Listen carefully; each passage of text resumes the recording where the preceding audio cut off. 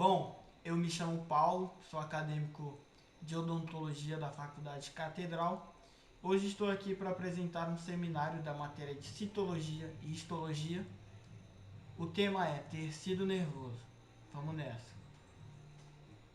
Componentes do grupo são Carlos Eduardo, Leonardo Carvalho, Nicolas Duchoa e eu, Paulo Renato. Tecido nervoso.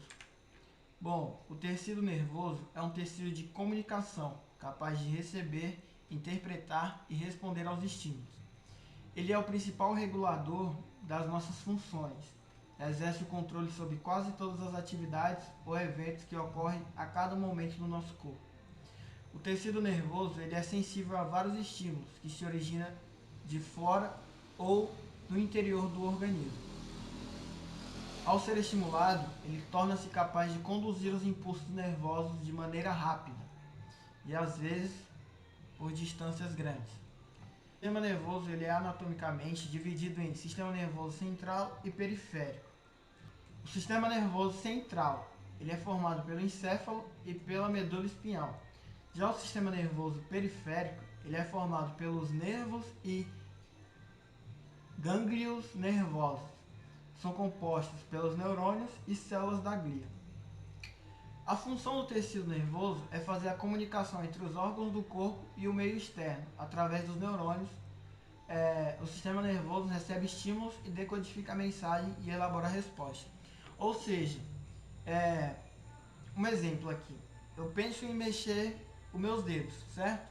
Eu estou pensando, os meus neurônios, eles estão passando a mensagem, os estímulos, e aí eu penso para depois executar, certo? Então essa é a função do sistema nervoso. Através dos neurônios ele recebe os estímulos e aí ele executa. As características do sistema nervoso. O sistema nervoso central ele é formado pelo encéfalo e medula espinhal, como já falamos anteriormente.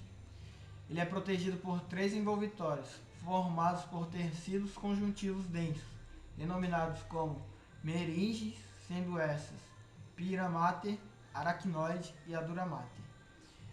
A dura mater é a primeira camada, temos a aracnoide como a segunda e a pia mater como a terceira. O sistema nervoso central ele fica dentro da caixa craniana e como ele não contém um estroma de tecido conjuntivo, ele tem uma consistência mole, uma consistência de massa mole, como se fosse uma massinha, uma amoeba, certo? No encéfalo, os corpos celulares dos neurônios se concentram na região mais externa, no córtex, formando as substâncias cinzas, ou seja, mais internamente, certo? Os prolongamentos, os axônios, eles formam a região mais interna, chamada substância branca, enquanto que na medula espinhal a substância branca é a mais externa e a cinzenta é a mais interna. O sistema nervoso periférico ele é formado pelos nervos e glânglios. Os nervos são compostos de fibras nervosas. As fibras, por sua vez, são constituídas pelos axônios e pelas células de Schwann, que os revestem. Os glânglios são porções dilatadas dos nervos, onde se concentram corpos celulares dos neurônios. A transmissão do impulso nervoso é a forma de comunicação dos neurônios. As fibras nervosas são prolongamentos citoplasmáticos, finos, compõem as estruturas dos neurônios. Ocorrem dois tipos, os dendritos e os axônios. Os dendritos, eles são prolongamentos finos, curtos e ramificados, cuja função é receber o estímulo do ambiente, de outros neurônios ou de células sensoriais, e conduzi-las ao corpo celular. A maior parte dos impulsos nervosos que alcançam o neurônio são captados pelos dendritos, mais especificamente pelas suas projeções, as gêmeas. Os axônios são prolongamentos finos, em geral mais longos do que os dendritos.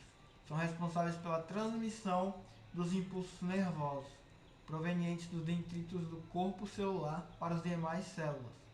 As fibras nervosas são estruturas importantes na formação dos nervos. Os nervos permitem a continuação dos centros nervosos com os órgãos receptores sensoriais, ou ainda com os órgãos efetores, músculos e glândulas. Os nervos, de acordo com o sentido da transmissão do impulso, podem ser sensitivos, motores e mistos, sendo que os sensitivos, quando transmitem os impulsos nervosos dos órgãos receptores até o sistema nervoso central. Os motores transmitem os impulsos nervosos do sistema nervoso central para os órgãos efetores. E os mistos possuem tanto fibras sensitivas quanto fibras motoras. Eles são os mais comuns no organismo. Aqui nós temos as imagens, né? Mostrando aqui os dendritos, aqui o corpo dele, o axônio, o término do axônio, e tudo aqui explicadinho nas imagens. O sistema nervoso. O sistema nervoso é dividido em dois: o sistema nervoso central e o sistema nervoso periférico, que nós já falamos anteriormente. O central, ele se localiza no esqueleto axial e é formado pelo encéfalo e pela medula espinhal. Aqui a medula espinhal e aqui o encéfalo, com ramificações de alguns nervos no crânio e na coluna vertebral, e é responsável por receber e processar as informações.